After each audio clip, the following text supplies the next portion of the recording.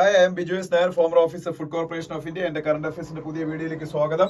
ആദ്യത്തെ എഡിറ്റോറിയൽ ഹിന്ദുവിലെ to abide or not എന്ന് പറയുന്ന എഡിറ്റോറിയലാണ്. ഇത് യഥാർത്ഥത്തിൽ നമ്മളങ്ങനെ അതിൽ കുറച്ച് കോൺസ്റ്റിറ്റ്യൂഷന്റെ കുറച്ച് ഇംപ്ലിക്കേഷൻസും അങ്ങനെയുള്ള കാര്യങ്ങളൊക്കെ ഉള്ളതുകൊണ്ട് നമുക്കൊന്ന് ഡിസ്കസ് ചെയ്ത് പോകാം. അതല്ലെന്നുണ്ടെങ്കിൽ പ്യൂർലി ഇത് കർണാടക ചീഫ് മിനിസ്റ്ററും അവിടുത്തെ ഗവർണറും തമ്മിലുള്ള ചില പ്രശ്നങ്ങളെ കുറിച്ച്. ആക്ച്വലി കർണാടക ചീഫ് മിനിസ്റ്റർ അവിടുത്തെ ഗവർണർ തമ്മിലുള്ള പ്രശ്നമൊന്നും അല്ല, ഒരു കറപ്ഷൻ ചാർജ് ആണ്. ആ കറപ്ഷൻ ചാർജ് കർണാടകത്തിന്റെ ചീഫ് മിനിസ്റ്ററായ സിദ്ധരാമയ്യക്കെതിരെയാണ്. അത് ഞാൻ ഇന്നലെ പറഞ്ഞായിരുന്നതാണ് എൻ്റെ ഓർമ്മ നിങ്ങളോട്. ഇന്നലെ എൻ്റെ പേപ്പർ ഡിസ്കസ് ചെയ്യുന്ന സമയത്ത് ഈ മുദ എന്ന് പറയുന്നൊരു സംഭവമുണ്ട്. മുദ എന്ന് പറഞ്ഞാൽ മൈസൂർ അർബൻ ഡെവലപ്മെന്റ് അതോറിറ്റിയാണ്. മുദ, MUDA. ഈ മൈസൂർ അർബൻ ഡെവലപ്മെന്റ് അതോറിറ്റി സിദ്ധരാമയ്യയുടെ ഭാര്യയ്ക്ക് ഏതാണ്ട് 38,284 square feet of land free ആയിട്ട് കൊടുത്തു. 38,284 square feet of land free ആയിട്ട് കൊടുത്തു എന്ന് പറയാൻ പറ്റത്തില്ല. കാര്യം അവര് ഇന്ന് 1,48,104 സ്ക്വയർ ഫീറ്റ് ലാൻഡ് അക്വിസിഷൻ നടത്തിയിരുന്നു. അതിന് പകരമായിട്ട് കൊടുത്തെന്നാ പറയുന്നത്. പക്ഷെ എന്തായാലും അവരെന്ന് അക്യൂർ ചെയ്ത ലാൻഡിനേക്കാൾ ഒരുപാട് വാല്യൂ ഉള്ള ലാൻഡാണ് മൈസൂറിലെ അർബൻ ഡെവലപ്മെന്റ് അതോറിറ്റി അവർക്ക് കൈമാറിയത്. ഇത് സിദ്ധരാമയ്യയുടെ പ്രേരണ പ്രകാരം കറപ്ഷൻ ആണ് എന്ന് പറഞ്ഞ് മലയാളിയായ ഒരു ആക്ടിവിസ്റ്റ്, ഒരു അബ്രഹാമും വേറൊരാളും കൂടെ ഗവർണറിനെ അപ്രോച്ച് ചെയ്തു. കർണാടകത്തിന്റെ ഗവർണർ ഒബ്വിയസ്ലി BJPയുടെ ആളായിരിക്കും. തവർചന്ദ് ഗെലോട്ട് ആണ് കർണാടകത്തിന്റെ ഗവർണർ. തവർചന്ദ് ഗെലോട്ട്. അപ്പൊ അദ്ദേഹം ഈ സംഭവങ്ങളെ കുറിച്ച് ലീഗൽ ഒപ്പീനിയൻ ഒക്കെ എടുത്തിട്ട് കർണാടകത്തിന്റെ ചീഫ് മിനിസ്റ്റർ സിദ്ധരാമയ്യെ പ്രോസിക്യൂട്ട് ചെയ്യാനുള്ള അനുമതി കൊടുത്തു. അല്ലെങ്കിൽ അത് ഇൻവെസ്റ്റിഗേഷൻ നടത്തിയിട്ട് പ്രോസിക്യൂട്ട് ചെയ്യാനുള്ള അനുമതി കൊടുത്തു.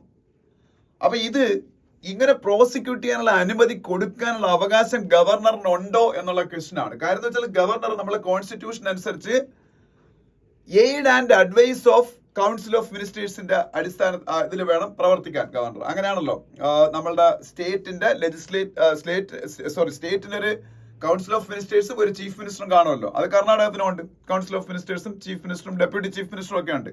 അവരുടെ എയ്ഡിലും അഡ്വൈസിലും വേണം ഗവർണർ തീരുമാനിക്കാനും പ്രവർത്തിക്കാനും എന്നാണ് നമ്മളെ കോൺസ്റ്റിറ്റ്യൂഷനിൽ എഴുതിയേക്കുന്നത്. ഏത് സ്റ്റേറ്റിന്റെ ഗവർണറാണ്, അല്ലെങ്കിൽ കേരളത്തിലെ ആരിഫ് മുഹമ്മദ് ഖാൻ ഉൾപ്പെടെ. അപ്പൊ ഇവിടെ കൗൺസിൽ ഓഫ് മിനിസ്റ്റേഴ്സിന്റെ advice to governor was to not give sanction for prosecution of Siddaramaiah. ഈ അബ്രഹാം എന്ന് പറയുന്ന മലയാളി ആക്ടിവിസ്റ്റ് കൊടുത്ത ഈ മൈസൂർ അർബൻ ഡെവലപ്മെന്റ് അതോറിറ്റിയുടെ ഈ ലാൻഡ് ഈ സിദ്ധരാമയ്യയുടെ ഭാര്യയ്ക്ക് കൊടുത്ത കേസില് ഗവർണർ സിദ്ധരാമയ്യക്കെതിരെ പ്രോസിക്യൂഷനുള്ള സാങ്ഷൻ കൊടുക്കരുതെന്നുള്ളതായിരുന്നു കൗൺസിൽ ഓഫ് മിനിസ്റ്റേഴ്സിന്റെ അഡ്വൈസ്. അപ്പൊ കൗൺസിൽ ഓഫ് മിനിസ്റ്റേഴ്സിന്റെ എയ്ഡ് ആൻഡ് അഡ്വൈസിലാണ് ഗവർണർ പ്രവർത്തിക്കേണ്ടത്.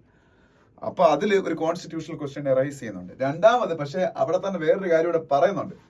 ഈ കൗൺസിൽ ഓഫ് മിനിസ്റ്റേഴ്സ് കൊടുക്കുന്ന എയ്ഡ് ആൻഡ് അഡ്വൈസ് എന്ന് പറയുന്നത് റീസണബിൾ അല്ല, എഗെയിൻസ്റ്റ് ദ ലോ ആണ്, കറപ്ഷനെ സപ്പോർട്ട് ചെയ്യുന്നതാണ് എന്നൊക്കെ തോന്നിയാൽ ഗവർണറിന് ചില കേസസിൽ ഇങ്ങനെയുള്ള കാര്യങ്ങളിൽ ഇൻഡിപെൻഡന്റ് ഡിസിഷൻ എടുക്കാനെന്നുള്ള എടുത്ത സാഹചര്യങ്ങൾ ഉണ്ടായിട്ടുണ്ടെന്ന് ഇവിടെ പറയുന്നുണ്ട്. ഇവിടെ പറയുന്നുണ്ട്.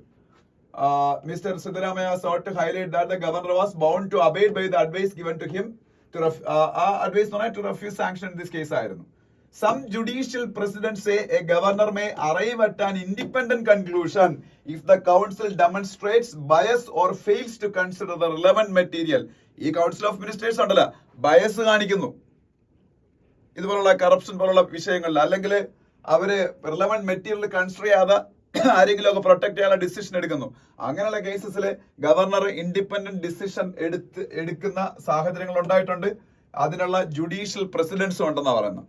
അപ്പൊ ഇതില് ഗവർണർ എടുത്ത നടപടിയെ ഗവർണറുടെ സൈഡിൽ ശരിയുണ്ടെന്ന് പറയേണ്ടി വരും. പക്ഷെ ഇവിടെ ഹിന്ദു പറയുന്നത് ഇപ്പോ BJP അധികാരത്തിൽ വന്നതിന് ശേഷം പല സ്റ്റേറ്റുകളിലും ഗവൺമെന്റ് ഓഫ് ഇന്ത്യയുടെ അല്ലെങ്കിൽ BJP ഗവൺമെന്റിന്റെ ഒരു ചട്ടുകമായിട്ട് ആക്ട് ചെയ്യുന്നു. എന്നിട്ട് സ്റ്റേറ്റ് ഗവൺമെന്റുകളായിട്ട് always will be on ടസിൽ.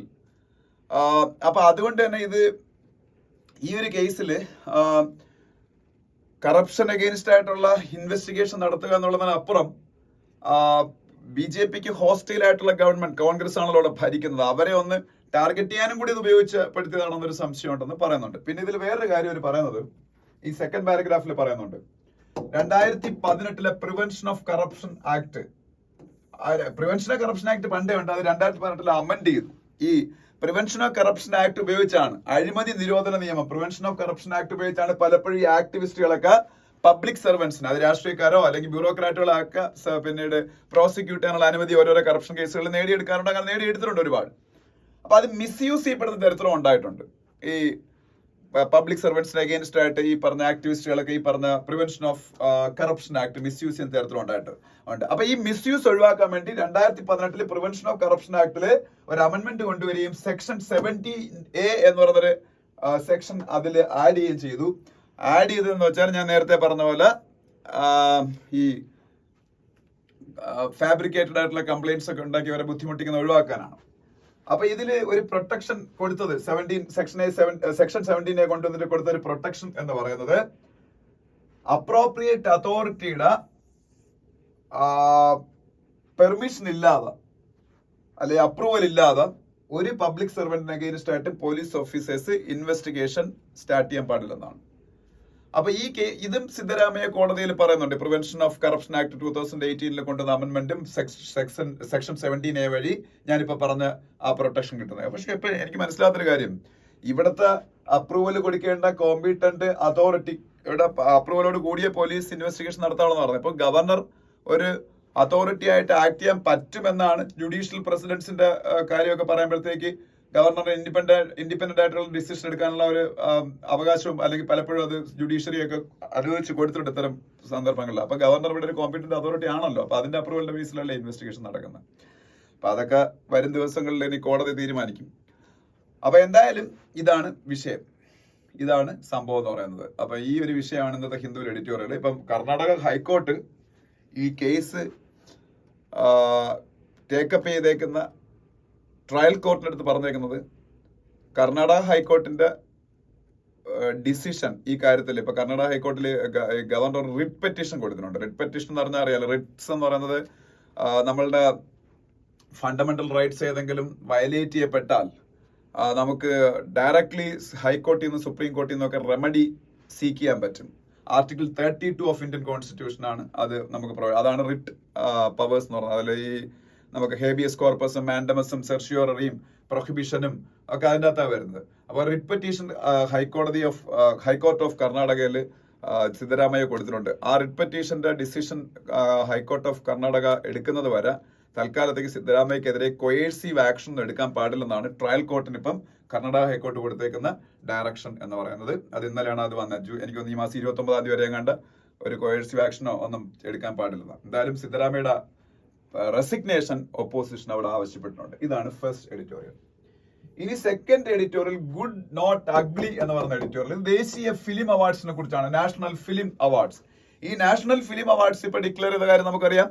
National film awards കഴിഞ്ഞ വർഷം ഭയങ്കരമായിട്ട് ക്രിട്ടിസൈസ് ചെയ്യപ്പെട്ടിരുന്നു. അത് നാഷണൽ ഫിലിം അവാർഡ്സ് BJP ഗവൺമെന്റിന്റെ പൊളിറ്റിക്കൽ പ്രോജക്ട്സ് അഡ്വാൻസ് ചെയ്യുന്നതിന് വേണ്ടിയുള്ള ഒരു ടൂൾ ആയിട്ട് യൂസ് ചെയ്യുന്നത്. കാരണം ഒരു ഉദാഹരണമായിട്ട് പറഞ്ഞ കാശ്മീർ ഫയൽസ് എന്ന് പറയുന്ന വിവേക് അഗ്നിഹോത്രി എന്ന് പറയുന്ന ഡയറക്ടറുടെ മൂവി 1990s കാശ്മീരി പണ്ഡിറ്റ്സ് കാശ്മീരിൽ നിന്ന് ഒരു എക്സോഡസ് ഉണ്ടായ കാര്യം നമുക്കറിയാം. ടാർഗറ്റഡ് ആയിട്ട് അവർ അവിടുത്തെ മൈനോറിറ്റി ആണല്ലോ, കാശ്മീരിലെ മൈനോറിറ്റിയാണ് ഹിന്ദുസ് ആയിട്ടുള്ള കാശ്മീരി പണ്ഡിറ്റ്സ്.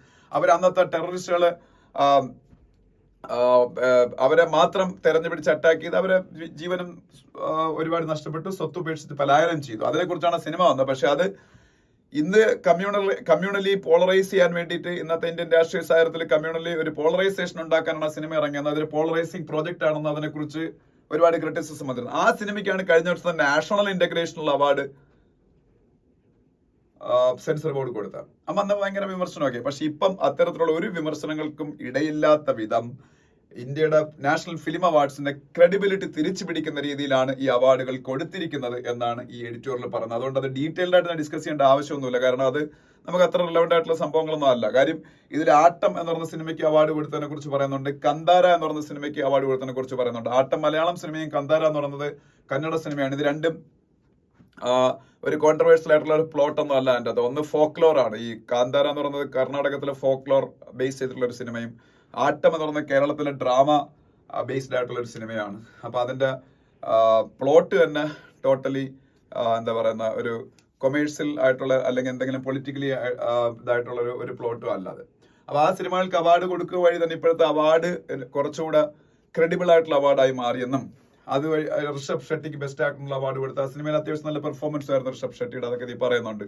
പിന്നെ അതുപോലെ ആട്ടം സിനിമയുടെ ഡയറക്ടർ ആനന്ദ് ഏകർഷിയെ കുറിച്ചും അദ്ദേഹത്തിന് അതിൽ ബെസ്റ്റ് സ്ക്രിപ്റ്റ് റൈറ്ററിനുള്ള അവാർഡ് കിട്ടിയതിനെ കുറിച്ചും ഒക്കെ അതിൽ പറയുന്നുണ്ട്. പിന്നെ രണ്ടാമത്തെ പാരഗ്രാഫില് തിരുച്ചിത്രമ്പലം എന്ന് പറയുന്ന സിനിമയിൽ നിത്യ മേനോന്റെ പെർഫോമൻസ് മികച്ചതായിരുന്നെന്നും ആ അവാർഡും അവരെ അർഹിക്കുന്നതായിരുന്നെന്നും അങ്ങനെ കുറെ കാര്യങ്ങൾ അതിൽ പറയുന്നത്. പിന്നെ ഏറ്റവും കൂടുതൽ പണം സ്പെൻഡ് ചെയ്ത് സിനിമകൾ എടുക്കുന്നത് ബോളിവുഡ് ആണെങ്കിലും, അതായത് ഹിന്ദി ഫിലിം ഇൻഡസ്ട്രി ആണെങ്കിലും, സൗത്ത് ഇന്ത്യൻ ഫിലിംസ് അല്ലെങ്കിൽ റീജിയണൽ ഫിലിംസ് അവര് നല്ല കണ്ടന്റ് ഉപയോഗിച്ച്, ബഡ്ജറ്റൊക്കെ കുറവാണെങ്കിലും നല്ല കണ്ടന്റ് ഉപയോഗിച്ച് ബോളിവുഡിന് ഓരോ തവണയും ഇപ്പൊ കഴിഞ്ഞ കുറച്ച് കാലമായിട്ട് തോൽപ്പിച്ചുകൊണ്ടിരിക്കുന്ന ഒരു പിക്ചറും ഈ അവാർഡ് നിർണയത്തിൽ കാണാം. കാര്യം ബെസ്റ്റ് ഫിലിം മലയാള ഫിലിമാണ്. ബെസ്റ്റ് ആക്ടർ കിട്ടിയത് കന്നഡ ഫിലിമിലെ അഭിനയത്തിന് ആണ് ഋഷഭ് ഷെട്ടിക്ക്. ബെസ്റ്റ് ആക്ട്രസ് അവാർഡ് കിട്ടിയത് നിത്യ മേനോന് തമിഴ് സിനിമയിലെ അഭിനയത്തിനാണ്. ബെസ്റ്റ് സ്ക്രിപ്റ്റ് റൈറ്റർ മലയാള ഫിലിമാണ് ആട്ടത്തിന്റെ ഡയറക്ടർ ആനന്ദ് ഏകർഷിക്കാണ് അത് കിട്ടിയത്. അങ്ങനെ പ്രധാനപ്പെട്ട മേജർ അവാർഡ്സ് എല്ലാം കിട്ടിയത്. അതുപോലെ ബെസ്റ്റ് മ്യൂസിക് ഡയറക്ടർ പൊന്നിയിൻ സെൽവനിലെ ഡയറക്ഷന് എ റഹ്മാനാണ്. Quality of Indian cinema is improving, but അതൊരു റീജിയണൽ ഫിലിംസിൽ കൂടെയാണ് അത് ഇംപ്രൂവ് ചെയ്യുന്നതേ ഉള്ളൂ. ഓക്കെ, അപ്പൊ അതാണ്. പിന്നെ ഇന്നത്തെ മറ്റ് ആർട്ടിക്കിൾസിലേക്ക് പോകുമ്പോൾ ആദ്യത്തെ ആർട്ടിക്കിൾ ഞാൻ ഡിസ്കസ് ചെയ്യുന്നില്ല. Livery of India's freedom is under threat എന്ന് പറഞ്ഞ ആർട്ടിക്കിൾ. അത് എഴുതിയതൊരു പൊളിറ്റിക്കൽ പേഴ്സൺ ആയതുകൊണ്ടാണ് ഞാൻ ഡിസ്കസ് ചെയ്യാത്തത്. ഞാൻ അത് വായിക്കാറുമില്ല സാധാരണ. ഇപ്പൊ ഇതൊരു നരേന്ദ്രമോദി എഴുതിയതാണെങ്കിലോ, അല്ലെങ്കിൽ അമിത് ഷാ എഴുതിയതാണെങ്കിലോ, സോണിയാഗാന്ധി എഴുതിയാണെങ്കിലോ, രാഹുൽ ഗാന്ധി എഴുതിയതാണെങ്കിലോ, അല്ലെങ്കിൽ സ്റ്റാലിൻ എഴുതിയതാണെങ്കിലോ, പിണറായി വിജയൻ എഴുതിയതാണെങ്കിലോ നമ്മൾ വായിക്കേണ്ട കാര്യമില്ല. അതിൽ സത്യങ്ങൾ കാണും, അർത്ഥസത്യങ്ങളും കാണും. കാര്യം അതിൽ പൊളിറ്റിക്കൽ നറേറ്റീവ് ആയിരിക്കും വരുന്നത്. അവർ പൊളിറ്റീഷ്യൻസ് ആണ്. നമ്മളൊരു ഇൻഡിപെൻഡന്റ് ആയിട്ടുള്ള അനലിസ്റ്റ് എഴുതിയതാണെങ്കിൽ അത് ഡിസ്കസ് ചെയ്യുള്ളൂ. ഇത് സോണിയാഗാന്ധി എഴുതിയ ആർട്ടിക്കിളാണ്, ഞാനത് ഡിസ്കസ് ചെയ്യുന്നില്ല. കാര്യം അത് പൊളിറ്റിക്കൽ ആർട്ടിക്കിൾ ആയതുകൊണ്ട് നമ്മൾ പൊളിറ്റിക്കൽ ആർട്ടിക്കിൾസ് വേണ്ട. ഓക്കെ, അപ്പൊ അത് നമ്മൾ ഡിസ്കസ് ചെയ്യുന്നില്ല. ഇനി താഴോട്ട് വരുമ്പം നമുക്ക് ആവശ്യമുള്ള ആർട്ടിക്കിൾ ഉണ്ട്. Protecting Indian capital in Bangladesh. Protecting Indian capital in Bangladesh. ഞാൻ ഈ ഇടയ്ക്ക് ഈ ബംഗ്ലാദേശിന്റെ പ്രശ്നങ്ങളെ കുറിച്ചൊക്കെ ഡിസ്കസ് ചെയ്യുമ്പോൾ ഞാൻ പറഞ്ഞു, ചിലപ്പോൾ ഇന്ത്യക്ക് ഹോസ്റ്റൈൽ ആയിട്ടുള്ള ഒരു ഗവൺമെന്റ് ആയിരിക്കും ബംഗ്ലാദേശിൽ വരാൻ പോകുന്നത്. ഇപ്പൊ എന്തായാലും മുഹമ്മദ് യൂനിസ് അങ്ങനെ ഉള്ള ഒരു സമീപനമല്ല അവിടുത്തെ ഇന്ററിം ഗവൺമെന്റിനെ ലീഡ് ചെയ്യുന്ന മുഹമ്മദ് യൂനിസ്. കാരണം മുഹമ്മദ് യൂനിസ് കഴിഞ്ഞ ആഴ്ച ഇന്ത്യൻ പ്രൈം മിനിസ്റ്റർ നരേന്ദ്രമോദിയെ ഇങ്ങോട്ട് കോൾ ചെയ്യുകയും അവിടുത്തെ മൈനോറിറ്റീസ് ആയിട്ടുള്ള ഹിന്ദുസിന്റെ പ്രൊട്ടക്ഷനൊക്കെ എൻഷുർ ചെയ്തു. അദ്ദേഹം ഇങ്ങോട്ടാണ് വിളിച്ചത്. എന്നിട്ട് ഇന്നലെ ഇന്ത്യയിൽ നടന്ന voice of global south summit, India മൂന്നാമത്തെ voice of global south summit, ഞാൻ ഇന്നലെ ഗ്ലോബൽ സൗത്ത് എന്താണെന്നും ഗ്ലോബൽ നോർത്ത് എന്താണെന്ന് നിങ്ങൾക്ക് ഡിസ്കസ് ചെയ്തായിരുന്നു. അപ്പൊ വോയിസ് ഓഫ് ഗ്ലോബൽ സൗത്ത് സമ്മിറ്റിൽ മുഹമ്മദ് യൂനിസ് വളരെ എന്തൂസിയാസ്റ്റിക് ആയിട്ട് പാർട്ടിസിപ്പേറ്റ് ചെയ്തു. പക്ഷേ ഈ ഇന്ത്യൻ ഗവൺമെന്റ് മാറി ഇവിടെ ഒരു പെർമനന്റ് ഗവൺമെന്റ് വരും. അപ്പം ഖാലിദാസിയുടെ ഗവൺമെന്റ് ഒക്കെയാണ് വരുന്നത്. ഇനി അവരെങ്ങനെയാണ് ഇന്ത്യയോട് ഡീൽ ചെയ്യാൻ പോകുന്നതെന്ന് ഡൗട്ടുണ്ട്. പക്ഷെ അപ്പോഴും ഒരു റെട്ടറിക്കിനപ്പുറം ഇന്ത്യ ഔട്ട് ക്യാമ്പയിനിങ് എന്നും ഇനിയുള്ള കാലഘട്ടത്തിൽ സക്സസ് ആവാൻ പോകുന്ന മാൽദീവ്സിന്റെ ചരിത്രം ഇന്ത്യയെ കാണിക്കുന്നുണ്ടെന്ന് ഞാൻ ഇന്നലെ പറഞ്ഞു. കാര്യം അതൊക്കെ ഞാനൊരു ആർട്ടിക്കിൾ വായിച്ചതിന്റെ ബേസിലാണ് പറയുന്നത്. കാര്യം ഇന്ത്യ അത്രത്തോളം പെനട്രേറ്റ് ചെയ്തിട്ടുണ്ട് അവരുടെ എക്കോണമിയിലല്ല, അത്രത്തോളം അവിടെ മിക്കവാറും എല്ലാ മേഖലയിലും ഇൻവെസ്റ്റ്മെന്റുകൾ ഇന്ത്യ എന്നുള്ള രാജ്യത്തിൽ നിന്നാണ്. അപ്പൊ അതെല്ലാം കൂടെ ഒരുമിച്ച് അവിടെ നിന്ന് പുറത്താക്കാൻ അവർക്ക് പറ്റത്തില്ല. അതുകൊണ്ട് ഭാവിയിൽ വരുന്ന ഗവൺമെന്റുകൾ അങ്ങനെ അത്രയും ഹോസ്റ്റിലിറ്റി ഇന്ത്യയോട് കാണിക്കാൻ സാധ്യതയില്ലെന്ന് ആണ് പല ആർട്ടിക്കിൾസ് വായിക്കുമ്പോൾ എനിക്ക് മനസ്സിലാവുന്നത്. ഇനി ഇൻ കേസ് ഇന്ത്യ അവിടെ ഒരു ഹോസ്റ്റൈൽ ഗവൺമെന്റ് ഉണ്ടാവുന്നത് എന്ന കാര്യത്തിൽ ഇന്ത്യക്ക് അഗേൻസ്റ്റ് ആയിട്ട്, അപ്പൊ ഞാൻ പറഞ്ഞു ഇന്ത്യയിൽ ഒരുപാട് വ്യവസായികൾ അംബാനിമാരും അദാനിമാരും ഒക്കെ അവിടെ ഇൻവെസ്റ്റ് ചെയ്തിട്ടുണ്ട്, ടാറ്റ ഉൾപ്പെടെ. അപ്പൊ ആ ഇൻവെസ്റ്റ്മെന്റിന് എന്ത് സംഭവിക്കും എന്നാണ് ഈ ആർട്ടിക്കിളിൽ ഡിസ്കസ് ചെയ്യുന്നത്. അപ്പൊ ഞാൻ നേരത്തെ പറഞ്ഞു ഒരുപാട് ഇൻവെസ്റ്റ്മെന്റ് ഇന്ത്യക്കാര് അവിടെ ചെയ്തിട്ടുണ്ട്. അങ്ങനെ ആ ഇൻവെസ്റ്റ്മെന്റിന് ചെയ്ത വ്യവസായികളുടെ താല്പര്യങ്ങൾക്ക് എഗെയിൻസ്റ്റ് ആയിട്ട് അവരുടെ അവർക്ക് ക്യാപിറ്റൽ ഇൻവെസ്റ്റ്മെന്റിന്റെ പ്രൊട്ടക്ഷന് എഗെയിൻസ്റ്റ് ആയിട്ട്, അല്ലെങ്കിൽ ആ ക്യാപിറ്റൽ ഇൻവെസ്റ്റ്മെന്റിന്റെ പ്രൊട്ടക്ഷൻ അവർക്ക് പ്രോപ്പറായിട്ട് കിട്ടാത്ത രീതിയിലുള്ള ഡൊമസ്റ്റിക് പോളിസി ഡിസിഷൻസ് ബംഗ്ലാദേശിലോ ഏത് രാജ്യത്തോ ഉണ്ടായാലും, ഇപ്പൊ ബംഗ്ലാദേശിന്റെ കോണ്ടെക്സ്റ്റിലാണ് ഇത് പറയുന്നത്, ഏതൊക്കെ രീതിയിൽ റെമഡീസ് ഈ പറഞ്ഞ ക്യാപിറ്റൽ പ്രൊട്ടക്ട് ചെയ്യാൻ വേണ്ടിയിട്ട് അവർക്ക് ഉപയോഗിക്കാം. ഒന്ന് ഉപയോഗിക്കാന്ന് വെച്ചാൽ അവിടുത്തെ ആ രാജ്യത്തിന്, ഇപ്പൊ ബംഗ്ലാദേശ് ആണെങ്കിൽ അവിടുത്തെ തന്നെ ഡൊമസ്റ്റിക് ലോസ് കാണും, അത് ഉപയോഗിച്ച് റെമഡി എടുക്കാൻ നോക്കാം. രണ്ടാമതെന്ന് വെച്ചാൽ എപ്പോഴും ഒരു ഇന്റർനാഷണൽ ഇൻവെസ്റ്റ്മെന്റ് ചെയ്യുമ്പോൾ അവിടെ ഒരു കോൺട്രാക്ട് കാണും. ചിലപ്പോൾ ഈ ഇൻവെസ്റ്ററും ആ രാജ്യത്തെ ഗവൺമെന്റ് തമ്മിലായിരിക്കാം, അല്ലെങ്കിൽ ഇവിടുത്തെ ഇൻവെസ്റ്ററും അല്ലെങ്കിൽ അവിടുത്തെ കമ്പനീസും തമ്മിലായിരിക്കാം. എങ്ങനെയായാലും ഒരു കോൺട്രാക്ട് കാണും അല്ലെ. ഇവിടുത്തെ ടാറ്റ എന്ന് പറഞ്ഞ കമ്പനിയാണ് അവിടെ പോയി ഇൻവെസ്റ്റ് ചെയ്യുന്നെങ്കിൽ ടാറ്റയും ഗവൺമെന്റ് ഓഫ് ശ്രീലങ്ക അല്ലെങ്കിൽ ഗവൺമെന്റ് ഓഫ് ബംഗ്ലാദേശ് അല്ലെങ്കിൽ ഗവൺമെന്റ് ഓഫ് മാൽദീവ്സ് അവരുമായിട്ടൊരു എഗ്രിമെന്റ് കാണും. അല്ലെങ്കിൽ ടാറ്റയ്ക്ക് അവിടുത്തെ ഒരു കമ്പനിയുമായിട്ട് എഗ്രിമെന്റ് കാണും. ആ എഗ്രിമെന്റിന് അല്ലെങ്കിൽ ആ കോൺട്രാക്ടിന്റെ ബേസിൽ റവന്യൂ എടുക്കാം. മൂന്നാമത്തെ ഓപ്ഷൻ എന്ന് പറയുന്നത് ഇന്റർനാഷണൽ ലോ കാണും. ഇന്റർനാഷണൽ ലോ ആപ്ലിക്കബിൾ ആയിട്ടുള്ള ട്രീറ്റീസ് കാണും. ആ ട്രീറ്റീസിന്റെ അടിസ്ഥാനത്തിൽ നമുക്ക് നമ്മളുടെ ക്യാപിറ്റൽ പ്രൊട്ടക്ട് ചെയ്യാൻ നോക്കാം. പക്ഷെ ആദ്യം പറഞ്ഞ രണ്ട് ലോസും നമുക്ക് യൂസ്ഫുൾ ആവുന്നതിനേക്കാളും യൂസ്ഫുൾ ആവുന്ന മൂന്നാമത്തെ പ്രൊട്ടക്ഷൻ ആയിരിക്കും. കാര്യം ആദ്യത്തെ രണ്ട് ഡൊമസ്റ്റിക് ലോസിന്റെ അടിസ്ഥാനത്തിലാണ് പ്രവർത്തിക്കുന്നത്. ഈ ഡൊമസ്റ്റിക് ലോസ് എന്ന് പറഞ്ഞാൽ അവിടെ ഭരിക്കുന്ന ഗവൺമെന്റിന്റെ ഇൻട്രസ്റ്റ് അനുസരിച്ച്, അവരുടെ പെർസ്പെക്റ്റീവ് അനുസരിച്ച് എപ്പോൾ ആണെങ്കിലും അവർക്ക് ചേഞ്ച് ചെയ്യാൻ പറ്റും. അവരുടെ രാജ്യത്തിന്റെ സോവറിനിറ്റിയാണ്. അപ്പൊ അവർക്ക് ലോ അവർക്ക് ഇഷ്ടമുള്ള രീതിയിൽ മാറ്റിമറിക്കാൻ പറ്റും. അപ്പൊ അതുകൊണ്ട് ഡൊമസ്റ്റിക് ലോസിനെ ഉപയോഗിക്കുക അല്ലെങ്കിൽ കോൺട്രാക്ട് ഉപയോഗിക്കുക എന്നൊക്കെ പറയുന്നത് അത്ര എളുപ്പത്തിൽ നമുക്ക് പ്രൊട്ടക്ഷൻ കിട്ടുന്ന സംഭവം ആയിരിക്കത്തില്ല. പക്ഷെ ഈ മൂന്നാമത് പറഞ്ഞ കാര്യം ഇന്റർനാഷണൽ ട്രീറ്റീസ്, അതായിരിക്കും എപ്പോഴും പ്രൊട്ടക്ട് ചെയ്യുന്നത്. അപ്പോ ഇപ്പൊ ഒരു എക്സാമ്പിൾ പറയുകയാണെന്നുണ്ടെങ്കിൽ ബംഗ്ലാദേശിന്റെ കാര്യം എടുത്താൽ നമുക്ക് BIT ഉണ്ട് ബംഗ്ലാദേശുമായിട്ട്. BIT എന്ന് പറഞ്ഞാൽ ബൈലാറ്ററൽ ഇൻവെസ്റ്റ്മെന്റ് ട്രീറ്റി. BIT. ഈ BIT ബംഗ്ലാദേശുമായിട്ട് മാത്രമല്ല, ഇന്ത്യക്ക് ഒരുപാട് രാജ്യങ്ങളുമായിട്ട് BIT ഉണ്ട്. BIT എന്ന് പറഞ്ഞാൽ എപ്പോഴും നമ്മൾ ഉപയോഗിക്കുന്നത് is a treaty between two countries aimed at protecting investment made by investors of both countries. Bilateral investment ട്രീറ്റിയാണ്. അപ്പൊ ഇന്ത്യയുടെ വ്യവസായികൾ ബംഗ്ലാദേശിൽ കൊണ്ടുപോയി ഇൻവെസ്റ്റ് ചെയ്യുമ്പോൾ ഇന്ത്യൻ വ്യവസായികൾക്ക് മാത്രമല്ല പ്രൊട്ടക്ഷൻ കിട്ടുക, തിരിച്ച് ബംഗ്ലാദേശുകാർ ചിലപ്പോൾ ഇന്ത്യയിൽ ഇൻവെസ്റ്റ് ചെയ്യുന്നുണ്ടായിരിക്കും, അവർക്കും പ്രൊട്ടക്ഷൻ കിട്ടും. കാര്യം ബൈലാറ്ററൽ അല്ലേ. അപ്പൊ ബൈലാറ്ററൽ ഇൻവെസ്റ്റ്മെന്റ് ട്രീറ്റി എന്ന് പറഞ്ഞാൽ എപ്പോഴും പരസ്പരം രണ്ട് രാജ്യങ്ങളിലും നടത്തുന്ന ക്യാപിറ്റൽ ഇൻവെസ്റ്റ്മെന്റിന് ഈ അൺവാണ്ടഡ് ആയിട്ടുള്ള സംഭവങ്ങൾ, ഈ ഗവൺമെന്റിന്റെ ഇൻഫ്ലുവൻസ് ഒക്കെ ഉപയോഗിച്ച് അത് ഡിറൈലിരിക്കാൻ വേണ്ടിയിട്ടുള്ള പ്രൊട്ടക്ഷന് വേണ്ടിയിട്ടുള്ള ട്രീറ്റീസ് ആണ്. ഈ ട്രീറ്റീസ് ഈ ഹോസ്റ്റ് സ്റ്റേറ്റ് എന്ന് പറഞ്ഞാൽ നമ്മളിപ്പോ ഇവിടുത്തെ ഇന്ത്യൻ കമ്പനീസ് അങ്ങോട്ട് പോകുമ്പോൾ ബംഗ്ലാദേശ് അല്ലെങ്കിൽ വേറെ രാജ്യം ഒരു ഹോസ്റ്റ് സ്റ്റേറ്റ്, അവർ ചുമ്മാ അൺലോഫുള്ളി ആവശ്യമില്ലാത്ത പിന്നീട് റെസ്ട്രിക്ഷൻസ് ഒക്കെ ഇൻവെസ്റ്റ്മെന്റിൽ കൊണ്ടുവരിക, അല്ലെങ്കിൽ അവരെ പ്രോഫിറ്റബിലിറ്റിയോ അല്ലെങ്കിൽ അവരവിടെ ഇൻവെസ്റ്റ് ചെയ്ത എമൗണ്ടിനെയോ തടസ്സപ്പെടുത്തുന്ന രീതിയിലുള്ള സമീപനങ്ങൾ അവിടെ ഗവൺമെന്റ് മാറുന്നതിന്റെ അടിസ്ഥാനത്തിൽ ഉണ്ടാവുമ്പോൾ അതിനെ ചോദ്യം ചെയ്യുക, അല്ലെങ്കിൽ അങ്ങനെ ഉണ്ടാവാതിരിക്കാനുള്ള പ്രൊട്ടക്ഷൻസ് കൊടുക്കുക. അതൊക്കെയാണ് ഈ ബയലാറ്ററൽ ഇൻവെസ്റ്റ്മെന്റ് ട്രീറ്റിയുടെ ലക്ഷ്യങ്ങൾ. അതുപോലെ FETയും അതിന്റെ ലക്ഷ്യമാണ്. FET എന്ന് പറഞ്ഞാൽ ഫെയർ ആൻഡ് ഇക്വിറ്റബിൾ ട്രീറ്റ്മെന്റ്. അതിൽ തന്നെ ഉണ്ട് ആ വാക്കുകൾ, ഫെയർ ആൻഡ് ഇക്വിറ്റബിൾ ട്രീറ്റ്മെന്റ്. അതായത് ബംഗ്ലാദേശിലെ ഗവൺമെന്റ് കമ്പനീസിന് കിട്ടുന്ന അതേപോലുള്ള ഫെയർ ആയിട്ടുള്ള ഇക്വിറ്റബിൾ ആയിട്ടുള്ള ട്രീറ്റ്മെന്റ് ഇന്ത്യയിൽ നിന്നുള്ള ഇൻവെസ്റ്റേഴ്സിന് കിട്ടണം. ബംഗ്ലാദേശിന്റെ കേസ് എടുത്താൽ, ഞാനിപ്പോൾ ഈ ബംഗ്ലാദേശിന്റെ കേസിലാണ് പറഞ്ഞത് ബംഗ്ലാദേശിന് മാത്രമല്ല ആപ്ലിക്കബിൾ ആയിട്ട്, അത് ഏത് രാജ്യത്ത് നമ്മൾ പോയി ഇൻവെസ്റ്റ് ചെയ്താലും അവിടെ എല്ലാം ഇത് ആപ്ലിക്കബിൾ ആണ് ഈ പറഞ്ഞ കാര്യം. അപ്പൊ ഇതിന്റെയൊക്കെ അടിസ്ഥാനത്തിൽ നമുക്ക് പ്രൊട്ടക്ഷൻ കിട്ടും നമ്മളുടെ വ്യവസായികൾക്ക് അവിടെ ഇൻവെസ്റ്റ് ചെയ്ത ക്യാപിറ്റലില്. ഇനി ഈ ഫോറിൻ ഇൻവെസ്റ്റേഴ്സിന്, നമ്മളെ പോലുള്ള ഫോറിൻ ഇൻവെസ്റ്റേഴ്സിന് ഈ ബയലാറ്ററൽ ഇൻവെസ്റ്റ്മെന്റ് ട്രീറ്റികളുടെ അടിസ്ഥാനത്തിൽ എന്തെങ്കിലും പാർഷ്യാലിറ്റി ആ ഹോസ്റ്റ് കൺട്രി കാണിച്ചാൽ ഇന്റർനാഷണൽ ട്രിബ്യൂണൽസ് ഉണ്ട്, കോടതികളുണ്ട്, ഇന്റർനാഷണൽ കോടതികൾ, അവർ അപ്രോച്ച് ചെയ്യാൻ പറ്റും.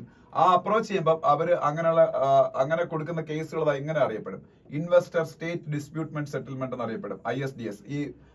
ഈ ട്രിബ്യൂണലിൽ പോയി ഇങ്ങനെ നമുക്ക് ISDS ഉണ്ടാക്കിയെടുക്കാൻ പറ്റും. ഇൻവെസ്റ്റർ സ്റ്റേറ്റ് ഡിസ്പ്യൂട്ട് സെറ്റിൽമെന്റ് എന്ന് പറയുന്ന മെക്കാനിസം ഉപയോഗപ്പെടുത്തി ISDS എന്ന് പറയുന്നൊരു സംഗതി ഉപയോഗപ്പെടുത്തി നമുക്ക് പ്രൊട്ടക്ഷൻ സീക്ക് ചെയ്യാൻ പറ്റും. ഓക്കെ, അപ്പം UNCTAD, united nations conference on trade and ഡെവലപ്മെന്റിന്റെ കണക്കനുസരിച്ച് ലോകത്ത് ഏതാണ്ട് 1332 ISDS ക്ലെയിംസ് ഇപ്പൊ നിലവിലുണ്ടെന്ന. അപ്പൊ അതൊക്കെ പറ്റുന്ന എന്തിന്റെ അടിസ്ഥാനത്തിലാണ്?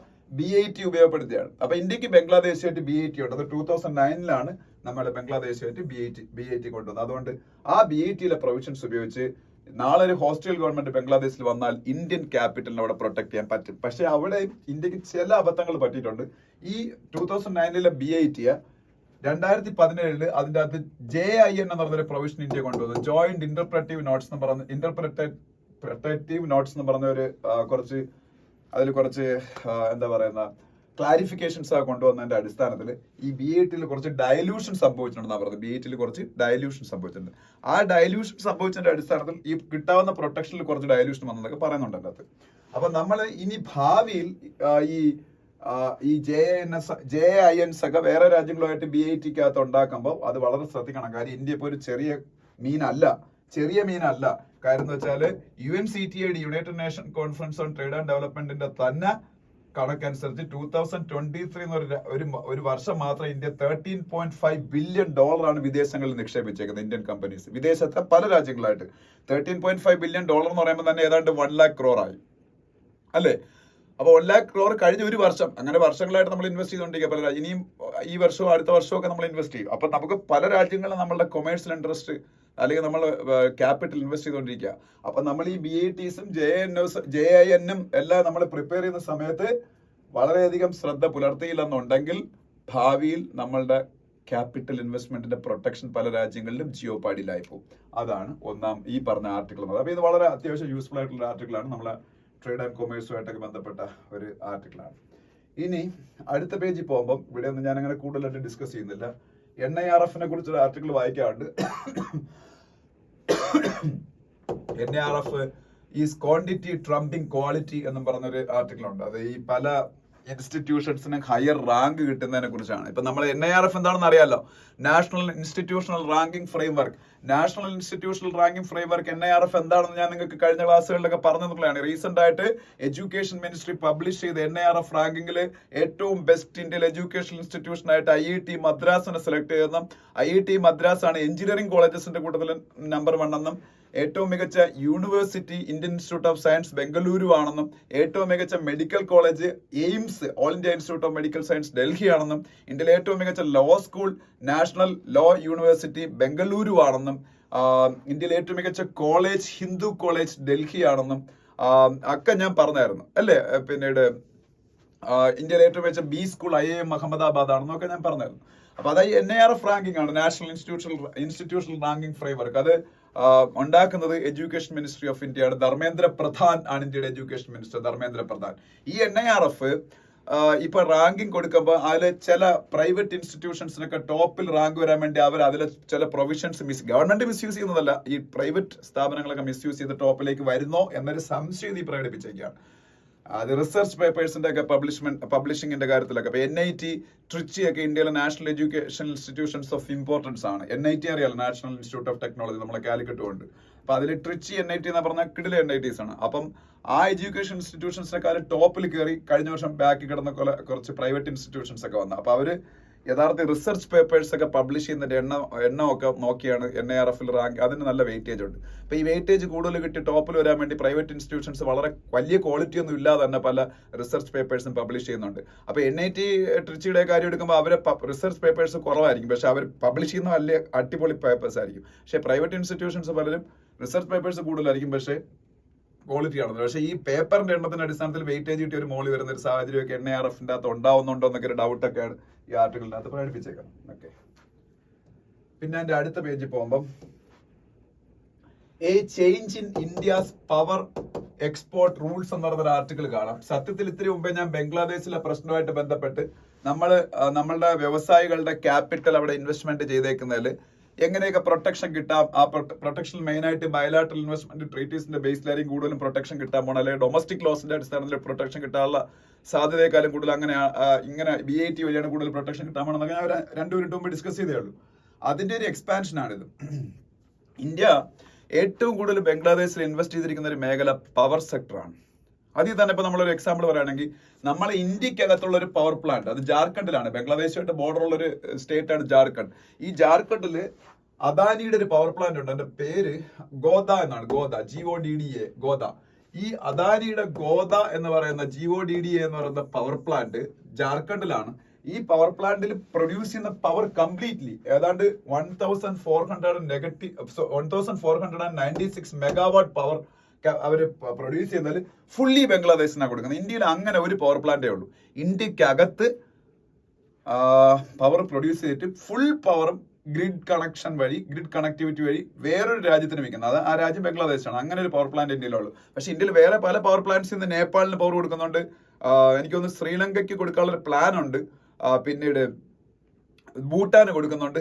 അവിടെ നിന്ന് ഇങ്ങോട്ടും കിട്ടുന്നുണ്ട്. ഭൂട്ടാനിലൊക്കെ ഹൈഡ്രോ പവർ പ്ലാന്റ്സ് ഒക്കെ ഉണ്ടെങ്കിൽ ഇങ്ങോട്ട് സപ്ലൈ ചെയ്യുന്നുണ്ട്. അങ്ങനെയൊക്കെ ഉണ്ടെങ്കിലും ഒരു ഇന്ത്യക്കകത്തുള്ള ഒരു പവർ പ്ലാന്റിലെ power completely dedicated for Bangladesh. അത് ഗോദ പവർ പ്ലാന്റ് ജാർഖണ്ഡ് അദാനിയുടെ. അപ്പൊ ഇതില് ഞാൻ ഇപ്പൊ പറഞ്ഞു അദാനി പവർ എന്ന് പറഞ്ഞ കമ്പനി ഉണ്ട്. അവരത് ഓപ്പറേറ്റ് ചെയ്യുന്നത് അദാനി പവർ. അദാനിക്ക് ഒരുപാട് കമ്പനി ഉണ്ട്. അതിലൊരെണ്ണമാണ് അദാനി പവർ എന്ന് പറയുന്നത്. നമ്മളെ NDTV ഒരു അദാനിയുടെ NDTV എന്ന് പറഞ്ഞ ചാനൽ. ഓക്കെ, അപ്പം ഇതിപ്പം ഇന്ത്യ ഗവൺമെന്റ് ഇപ്പോ നമ്മളുടെ പവർ എക്സ്പോർട്ട് റൂൾസിൽ ചില വ്യത്യാസങ്ങൾ വരുത്തി. അത് വരുത്തിയത് ഒരാഴ്ച മുമ്പാണ്, August 14. ഇന്നിപ്പോ August 20 ആണ്. August 14 14 തീയതിയാണ് പിന്നീട് എക്സ്പോർട്ട് റൂൾസിൽ ചില വ്യത്യാസങ്ങൾ വരുത്തിയത്. അപ്പോൾ അത് എന്താണെന്ന് വെച്ചാല്, ഒരു രാജ്യത്ത് നിന്ന് നമ്മൾ പവർ കൊടുക്കുന്നു, നമ്മളിപ്പോൾ ബംഗ്ലാദേശിന് കൊടുക്കുന്നു, അല്ലെങ്കിൽ ഭൂട്ടാന് കൊടുക്കുന്നു, അല്ലെങ്കിൽ വേറെ ഏതെങ്കിലും രാജ്യത്തിന് നമ്മൾ പവർ കൊടുക്കുന്നു. ആ രാജ്യത്ത് നിന്ന് ഈ പവർ കൊടുക്കുന്നതിന് തിരിച്ച് പൈസ കിട്ടണ്ടേ? ആ പൈസ കിട്ടാൻ പേയ്മെന്റ്സിൽ എന്തെങ്കിലും ഡിലേ ഉണ്ടായാൽ ആ രാജ്യത്തിന് കൊടുത്തുകൊണ്ടിരിക്കുന്ന പവർ കംപ്ലീറ്റ്ലി സ്റ്റോപ്പ് ചെയ്തിട്ട് അത് ഇന്ത്യക്കകത്ത് തന്നെ ഒരുപാട് സ്റ്റേറ്റുകൾക്ക് പവർ ഡെഫിസിറ്റ് അല്ലേ, അവർക്ക് വിൽക്കാനുള്ള പവറാണ് ഇപ്പൊ ഇതുവഴി കിട്ടിയേക്കുന്നത്. ഇത് ബംഗ്ലാദേശിലെ സാഹചര്യങ്ങളുടെ അടിസ്ഥാനത്തിൽ ഈ അദാനി പോലുള്ള കമ്പനികൾക്ക് ഭയങ്കര യൂസ്ഫുൾ ആണത്. കാര്യം അദാനിയുടെ പവർ ഇപ്പം ബംഗ്ലാദേശിന് കൊടുത്തുകൊണ്ടിരിക്കുക. നാളെ ഞാൻ നേരത്തെ പറഞ്ഞ പോലെ ബംഗ്ലാദേശിൽ ഒരു ഹോസ്റ്റൽ ഗവൺമെന്റ് വന്നിട്ട് അദാനിയുടെ പവർ അവർ വേണ്ടെന്ന് വെച്ചാൽ അവർ thousands of crores ഇൻവെസ്റ്റ് ചെയ്താണ് ഈ പവർ പ്ലാന്റ് നടത്തുന്നത്. വലിയൊരു പവർ പ്ലാന്റ് ആണത്. അപ്പം അവർക്ക് അത് വൻ നഷ്ടമാകത്തില്ലേ? അപ്പൊ അത് ഇന്ത്യയിൽ തന്നെ സ്റ്റേറ്റുകൾക്ക് വിൽക്കാൻ പറ്റും. അപ്പൊ അതാണ് അതിനെക്കുറിച്ചുള്ള ഒരു അനാലിസിസ്. അതിനപ്പുറം ഇത് ഫുൾ വായിച്ചു നോക്കിയാൽ അത് തന്നെയാണ് അതിൻ്റെ അകത്ത് അവർ പറയുന്നത്, അല്ല വേറെ കാര്യങ്ങളൊന്നുമില്ല. ഇതാണ് അതിന്റെ കണ്ടന്റ്. ഇന്ത്യയുടെ പവർ എക്സ്പോർട്ട് റൂൾസിൽ ഇപ്പൊ വന്ന വ്യതിയാനം ഇതിൽ പറയുന്നുണ്ട്. Purport to hedge against political risk in Bangladesh, it allows Indian power exporters to reroute their output to Indian grids if there is a delay in payments from partner countries എന്നാ പറയുന്നത്. ബംഗ്ലാദേശിനാണ് target ചെയ്തേക്കുന്നെങ്കിൽ ഏത് partner country ആണെങ്കിൽ അങ്ങനെ ചെയ്യാൻ പറ്റും. Payment കിട്ടാൻ ബുദ്ധിമുട്ടുണ്ടാകാൻ. പിന്നെ വേറെ ഒന്നും ഇവിടെ പറയാമല്ലോ. ഇനി നമുക്ക് മറ്റു ന്യൂസുകളിലേക്ക് പോകുമ്പോൾ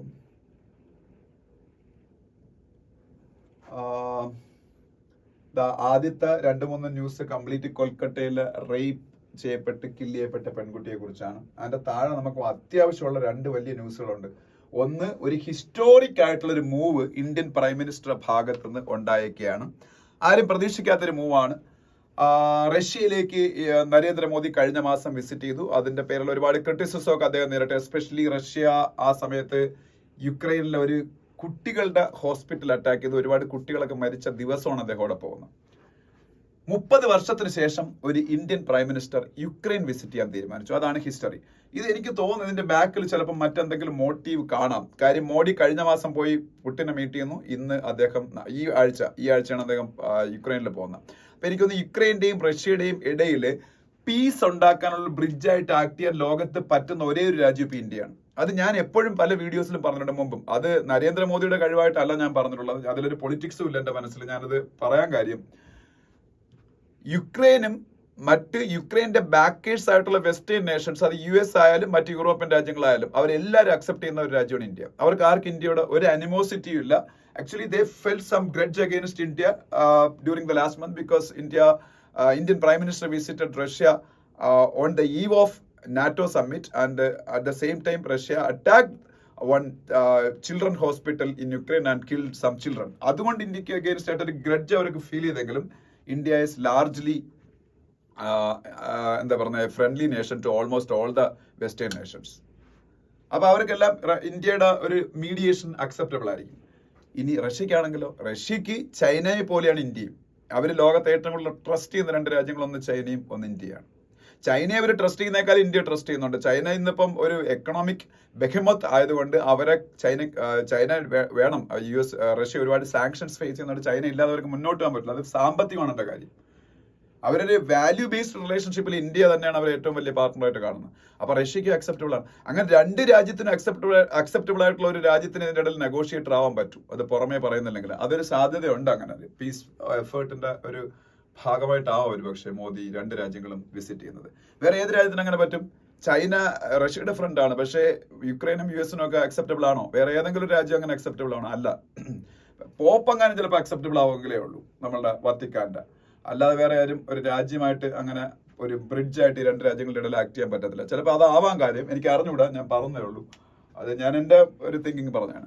ഇനി അദ്ദേഹം പോകുന്നത് 30 വർഷത്തിന് ശേഷം യുക്രൈൻ വിസിറ്റ് ചെയ്യുന്ന ആദ്യത്തെ ഇന്ത്യൻ പ്രൈം മിനിസ്റ്റർ 44-43 വർഷത്തിന് ശേഷം പോളണ്ട് വിസിറ്റ് ചെയ്യുന്ന ആദ്യത്തെ ഇന്ത്യൻ പ്രൈം മിനിസ്റ്റർ അദ്ദേഹം ആവുകയാണ്. അതായത് നമ്മളെല്ലാവരും ജനിക്കുന്നതിന് മുമ്പേ, നിങ്ങളെല്ലാവരും എന്നെക്കാളും യങ്ങാണ്. ഞാനും ഈ സമയത്ത് ജനിച്ചിട്ടില്ല. പോളണ്ട് ഇന്ത്യൻ പ്രൈം മിനിസ്റ്റർ ഇതിനു മുമ്പ് വിസിറ്റുള്ള 45 years മുന്നിലാണ്. എനിക്ക് 45 വയസ്സൊന്നുമില്ല. അതുകൊണ്ട് ഞാനും ജനിക്കുന്നതിന് മുമ്പ് ആണ് അവസാനം ഒരു Indian prime minister Poland visit. അപ്പൊ പോളണ്ടും യുക്രൈൻ ഇത് രണ്ടും അമേരിക്കയുടെ അലൈസ് ആണ്. Poland is a NATO country. Poland നാറ്റോയുടെ ഒരു മെമ്പറുമാണ്. യുക്രൈൻ നാറ്റോ മെമ്പർ അല്ല. അപ്പം അത് നമുക്ക് വളരെ ഇമ്പോർട്ടന്റ് ആയിട്ടുള്ള ന്യൂസാണ്. ഇനി വേറെ വലിയൊരു ന്യൂസ് എന്ന് വെച്ചാല് ഇത് ഇന്ത്യയിൽ ഇപ്പൊ നിലവിലുള്ള ഒരു നിയമമാണ്. അതിൽ എഗെയിൻസ്റ്റ് ആയിട്ട് സുപ്രീം കോടതിയിൽ ഒരു കേസ് നിൽക്കുന്നുണ്ട്. അതിൽ ഗവൺമെന്റ് ഇന്നലെ കൗണ്ടർ അഫിഡവിറ്റ് കൊടുത്തതിനെ കുറിച്ചാണ്. ഇന്ത്യയില് ട്രിപ്പിൾ തലാഖ് ബാൻഡ് ആണ്. നമുക്കറിയാം ഇന്ത്യയിൽ യൂണിഫോം സിവിൽ കോഡ് ഇപ്പൊ ഇല്ല, ചില സ്റ്റേറ്റുകളിലുണ്ട്, എല്ലാ സ്റ്റേറ്റുകളിലും ഇല്ല. ഭാവിയിൽ യൂണിഫോം സിവിൽ കോഡ് ഇന്ത്യയിൽ നടപ്പാക്കാൻ പോണെന്നാണ് ഗവൺമെന്റ് പറയുന്നു. അന്ന് ഞാൻ പറഞ്ഞു uniform civil code article 44 of Indian constitution ആണെന്ന് പറഞ്ഞു. ഡയറക്റ്റീവ് പ്രിൻസിപ്പിൾസ് ആർട്ടിക്കിൾ 36 തൊട്ട് 51 വരെയുള്ള ഡയറക്റ്റീവ് പ്രിൻസിപ്പിൾസിന്റെ അകത്താണ് ഇത് യൂണിഫോം സിവിൽ കോഡ് എഴുതി പിടിപ്പിച്ചേക്കുന്നതെന്ന് ഞാൻ പറഞ്ഞു. അന്ന് ഞാൻ പറഞ്ഞു ആർട്ടിക്കിൾ 44 ആണ് യൂണിഫോം സിവിൽ കോഡ്. അപ്പൊ ഞാൻ പറഞ്ഞു യൂണിഫോം സിവിൽ കോഡ് എന്താണെന്ന് ചോദിച്ചപ്പോൾ ഞാൻ പറഞ്ഞു മാരേജ്, ഡിവോഴ്സ്, അഡോപ്ഷൻ, ഇൻഹെറിറ്റൻസ് ഇതുപോലുള്ള കാര്യങ്ങളിൽ ഹിന്ദു, മുസ്ലിം, ക്രിസ്ത്യൻ മതങ്ങൾക്കെല്ലാം ഡിഫറെന്റ് റൂൾസ് ആണെന്ന് പറഞ്ഞു.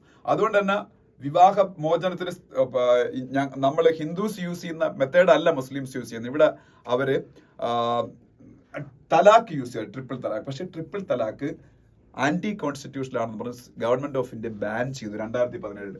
ഗവൺമെന്റ് ഓഫ് ഇന്ത്യ 2017 2019 ബാൻ ചെയ്ത ആ നിയമത്തിന്റെ പേരാണ് മുസ്ലിം women protection of rights on marriages act 2019. Muslim women protection of rights on marriages act 2019. അതൊന്ന് പഠിച്ചു വെച്ചേക്കണം. ട്രിപ്പിൾ തലാഖ് ബാൻ ചെയ്ത ഇന്ത്യയിലെ നിയമം മുസ്ലിം women protection of rights on marriage act 2019. അതിനെ ക്വസ്റ്റ്യൻ ചെയ്തുകൊണ്ട് കോടതിയിൽ ഒരു കേസുണ്ട്. അതാണ് നടന്നിരിക്കുക. ഇപ്പൊ ഇനി ട്രിപ്പിൾ തലാഖിൽ ആരെങ്കിലും എൻഗേജ് ചെയ്താൽ 3 years ഇംപ്രിസൺമെന്റ് ആണ്. ആ പുരുഷന്, ആ ഹസ്ബൻഡിന് 3 വർഷത്തെ തടവ് ശിക്ഷ, ഇംപ്രിസൺമെന്റ്. പിന്നെ ഇവിടെ എന്താണ്, വേറൊന്നും അവിടെ പറയാനില്ല.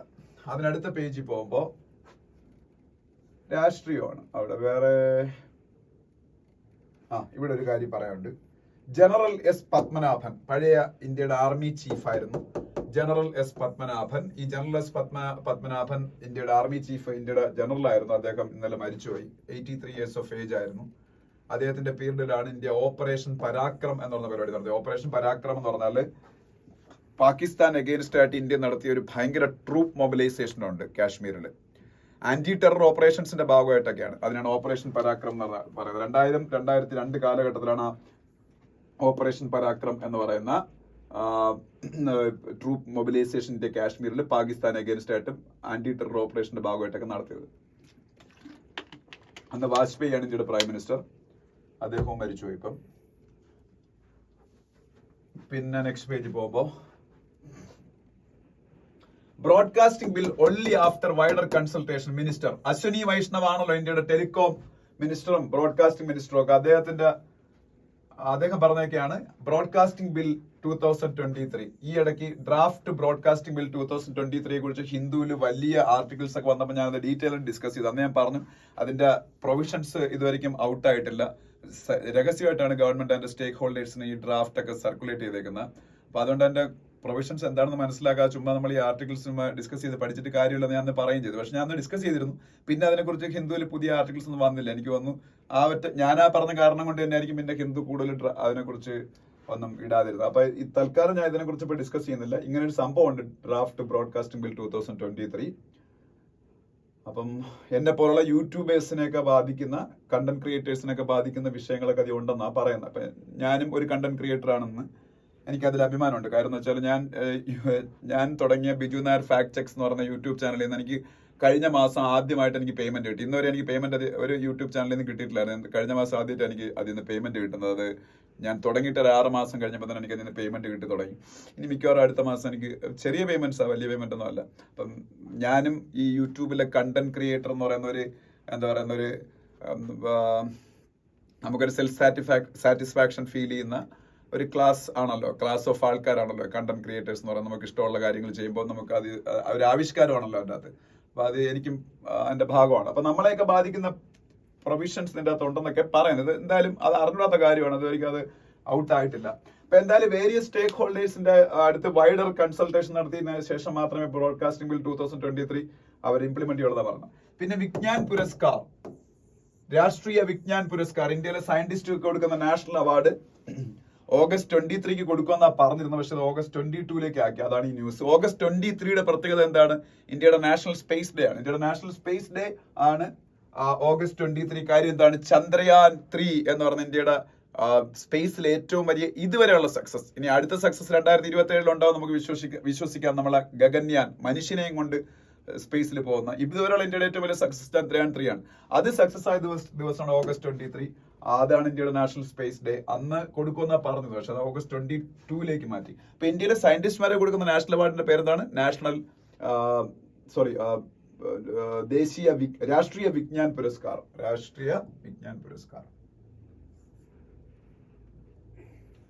പിന്നെ ഇന്ത്യയുടെ നാഷണൽ റിവറായ ഗംഗയെ ക്ലീൻ ചെയ്യാൻ വേണ്ടിയിട്ടുള്ള ഗവൺമെന്റ് സ്കീമാണ് NMCG എന്ന് പറയുന്ന ഒരു സംഭവത്തിന്റെ അണ്ടറിലാ സ്കീമുകൾ പ്രവർത്തിക്കുന്നത്. NMCG, national mission four clean Ganga. NMCG അതിനെ കുറിച്ചാണ്. Clean Ganga mission head flag slow pace of projects. അതിന്റെ പ്രോജക്ട് എല്ലാം സ്ലോ ആയിട്ടാണ് നടക്കുന്നതെന്ന് അദ്ദേഹം പറഞ്ഞേക്കുന്നത്. NMCG national mission four clean ഗംഗയുടെ അണ്ടറിൽ ഇന്ത്യയുടെ നാഷണൽ റിവറായ ഗംഗയെ ക്ലീൻ ചെയ്യാൻ വേണ്ടി ക്രോഡ്സ് ഓഫ് റുപ്പീസ് സ്പെൻഡ് ചെയ്ത് കുറെ പ്രോജക്ടുകൾ നടക്കുന്നു. അത് നമാമി ഗംഗ എന്നാണ് ആ പ്രോജക്ടുകൾ അറിയപ്പെടുന്നത്. നമാമി ഗംഗ അത് ഇംപ്ലിമെന്റ് ചെയ്യുന്നത് national mission four clean Ganga എന്ന് പറയുന്ന സംഭവമാണ്. അതിന്റെ ഡയറക്ടർ രാജീവ് മിത്തൽ ആണ്. രാജീവിന്റെ സ്പെല്ലിംഗ് നിങ്ങൾക്ക് അറിയാം, രാജീവ് മിത്തൽ. ഓക്കെ. പിന്നെ ICMR ഇന്ത്യയുടെ CSIR ഇന്ത്യയുടെ പ്രസ്റ്റീജിയസ് ആയിട്ടുള്ള സയന്റിഫിക് ബോഡിയായ CSIR, council of scientific and industrial research, അതിന്റെ പഴയ ഡയറക്ടർ ആയിരുന്ന ഗിരീഷ് സാഖ്നി മരിച്ചുപോയി. പഴയ ഡയറക്ടറാണ്, ഇപ്പോഴത്തെ ഡയറക്ടർ അല്ല. CSIR council of scientific and industrial റിസർച്ചിന്റെ. പിന്നെ ബിസിനസ് പേജിലേക്ക് പോകുമ്പോൾ അവിടെ അങ്ങനെ വലിയ കാര്യങ്ങളൊന്നും പറയാനില്ല. ഇൻഫ്ലേഷനുമായിട്ട് ബന്ധപ്പെട്ട കാര്യങ്ങൾ. ഇൻഫ്ലേഷൻ എന്ന് പറയുമ്പോൾ നമുക്ക് ആദ്യം ഓർമ്മ വരുന്നത് IIP കുറിച്ചാണ്. ഞാൻ എപ്പോഴും പറയാറുണ്ട്. IIP അല്ല, CPI കുറിച്ചാണ്. Consumer price index.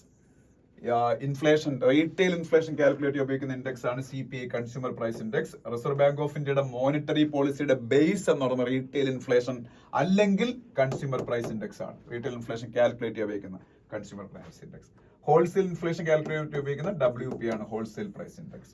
സെബിയെ കുറിച്ചുള്ള ന്യൂസ് ആണ്. സെബി നിങ്ങൾക്ക് അറിയാം, securities and exchange board of India, Indian stock മാർക്കറ്റിന്റെ റെഗുലേറ്റർ. മാധബി പുരി ബുച്ച് ആണ് സെബിയുടെ ചീഫ്. AIFന്റെ എക്സ്പാൻഷനും കൂടെ അറിഞ്ഞിരിക്കുക. AIF എന്ന് പറയുന്നത് ഓൾട്ടർനേറ്റീവ് ഇൻവെസ്റ്റ്മെന്റ് ഫണ്ട്സ്. ഷെയർ മാർക്കറ്റുമായിട്ട് ബന്ധപ്പെട്ട ഒരു ടെർമിനോളജിയാണ് AIF, alternative investment funds. Okay. അതിനടുത്ത പേജ് ഇന്റർനാഷണൽ പേജിൽ പ്രത്യേകിച്ച് പുതിയ കാര്യങ്ങളൊന്നും പറയാനില്ല. Russia Ukraine war, Hamas Israel war, China Philippines പ്രശ്നങ്ങൾ. ചൈനയും ഫിലിപ്പൈൻസും തമ്മിൽ ഏഷ്യയിൽ കുറെ പ്രശ്നങ്ങളുണ്ട്. അത് മെയിൻലി കരയിലുള്ള പ്രശ്നങ്ങളല്ല, സീയിലെ പ്രശ്നങ്ങളാണ്. സൗത്ത് ചൈന സീ, ദക്ഷിണ ചൈന കടൽ, അതിന്റെ എൻറ്റയർറ്റിയിൽ ചൈന കൈയടക്കി വെച്ചേക്കാണ്. പക്ഷെ അത് ഫിലിപ്പൈൻസ് ഒന്നും അംഗീകരിക്കുന്നില്ല. With the support of US, Philippines is a very major ally of United States of America in Asia. With the support of USA, Philippines is actively confronting China's claims in the South China Sea, that is creating frictions in South China Sea. അപ്പം ചൈനയും ഫിലിപ്പൈൻസും തമ്മിൽ south China സീയിൽ ഇന്നലെയും വിഷയങ്ങളുണ്ടായി. അതിനെക്കുറിച്ചുള്ള news. ചൈനയുടെ prime minister Li Qiang Russia visit ചെയ്യാൻ പോകുന്നു. ചൈനയുടെ prime minister ആരാണ്? Li Qiang. ചൈനയ്ക്ക് പ്രൈം മിനിസ്റ്റർ അല്ല പ്രധാനം, ചൈനയ്ക്ക് പ്രസിഡന്റ് ആണ്. ചൈനയുടെ പ്രസിഡന്റ് സി ജിൻപിങ്, നിങ്ങൾക്കറിയാം. ചൈനയുടെ പ്രസിഡന്റ് സി ജിൻപിങ്, ചൈനയുടെ prime minister Li Qiang. Sports പേജിൽ പ്രത്യേകിച്ചൊന്നും പറയാനില്ല. പാരാലിമ്പിക്സ് അറിയാലോ, ഫിസിക്കലി ചലഞ്ചഡ് ആയിട്ടുള്ള ആൾക്കാർക്കുള്ള ഒളിമ്പിക്സ്. അത് പാരീസിൽ നടക്കാൻ പോകുന്നു. സെയിം നമ്മളെ സമ്മർ ഒളിമ്പിക്സ് നടന്ന സ്ഥലത്ത്. സുമിത് ആൻഡിൽ ജാവലിൻ ത്രോയിൽ വേൾഡ് റെക്കോർഡ് ഹോൾഡർ ആയിട്ടുള്ള ഇന്ത്യൻ പാരാത്ലറ്റ് ആണ്. ഓക്കെ, അതൊന്നും അറിഞ്ഞിരിക്കുക. പിന്നെ നെക്സ്റ്റ് പേജിൽ പോകുമ്പോ വേൾഡിൽ ഇപ്പൊ ഒളിമ്പിക്സിലൊക്കെ ഗോൾഡ് മെഡൽ കിട്ടിയ ടെന്നീസ് താരം നൊവാക് ഡോക്കോവിച്ചിന്റെ ഫോട്ടോ ഒക്കെ കാണാം. ഓക്കെ, പിന്നെ മറ്റ് പേജ് ഓൾമോസ്റ്റ് ഇന്നത്തെ ന്യൂസ് കഴിഞ്ഞു. ഇനിയിപ്പം നാഷണൽ പേജിലേക്ക് പോകുമ്പോൾ ഫ്രണ്ട് പേജിലേക്ക് പോകുമ്പോൾ സിദ്ധരാമയ്യക്കെതിരെ ഉള്ള കേസ് ഞാൻ ഓൾറെഡി ഇപ്പൊ എഡിറ്റോറിയലിൽ ഡിസ്കസ് ചെയ്ത, അതുകൊണ്ട് അവിടെ ഒന്നും പറയാനില്ല. അദ്ദേഹത്തിന് ഇന്നലെ കർണാടക ഹൈക്കോടതിയിൽ നിന്ന് ടെമ്പററി ആയിട്ടുള്ള ഒരു റിലീഫ് കിട്ടി. അതായത് ഞാൻ നേരത്തെ പറഞ്ഞല്ലോ, ലോവർ കോർട്ടിനടുത്ത് തൽക്കാലം ഇപ്പം 29-ാം തീയതി അങ്ങോട്ട് വരെ ഹൈക്കോടതി അദ്ദേഹം കൊടുത്ത റിട്ട് പെറ്റീഷൻ കൺസിഡർ ചെയ്യുന്നവരെ ഒരു ആക്ഷൻ എടുക്കുന്ന പറഞ്ഞിരിക്കുന്നത്. അത്രേ ഉള്ളൂ. അതാണ് കിട്ടിയ റിലീഫ്. സ്റ്റേറ്റ്സ് പേജിൽ പ്രത്യേകിച്ചൊന്നും പറയാനില്ല. സ്റ്റേറ്റ്സ് പേജൊക്കെ ഞാൻ നേരത്തെ നോക്കി വിട്ടതാണ്, അവിടെ ഒന്നുമില്ല. ഓക്കെ,